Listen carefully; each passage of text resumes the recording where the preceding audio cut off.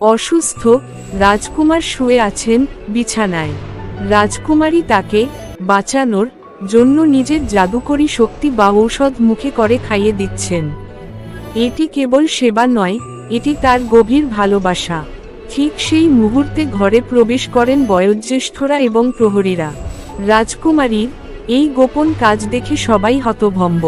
শুরু হয় তপ্ত বাক্য বিনিময়, চারদিকে যেন ষড়যন্ত্রের গন্ধ। হঠাৎ এক অদ্ভুত মায়া আয়নার সামনে এসে দাঁড়ান রাজকুমারী। আয়নার ভেতর থেকে এক অশুভ আত্মার প্রতিচ্ছবি ভেসে ওঠে। শুরু হয় এক অলৌকিক লড়াই, অন্ধকার শক্তির সাথে আলোর যুদ্ধ। ঘরের ভেতরে তলোয়ারের ঝনঝনানি। রাজকুমারকে রক্ষা করতে রাজকুমারী আর তার সঙ্গীরা প্রহরীদের সাথে লড়ছেন। শত্রু পক্ষ কোনোভাবেই ছাড় দিতে নারাজ। রক্তাক্ত সব মুখগুলো দেখা যাচ্ছে। রাজকুমারী ব্যথায় কাতর, তার গাল বেয়ে গড়িয়ে পড়ছে রক্ত আর চোখের জল। বয়স্ক মহিলারা বিলাপ করছেন। এমন সময় রাজকুমার কি জেগে উঠবেন? অপেক্ষা আর উৎকণ্ঠা। সবাই তাকিয়ে আছে রাজকুমারের দিকে।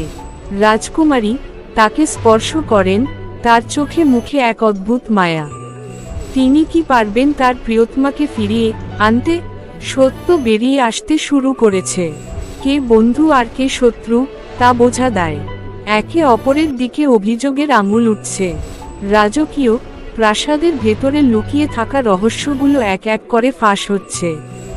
অবশেষে রাজকুমার চোখ মেলেন, কিন্তু তার চোখের দৃষ্টিতে এক অন্যরকম বিষণ্ণতা।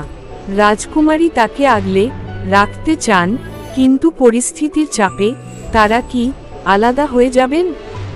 শেষ মুহূর্তে এক পশলা দীর্ঘশ্বাস।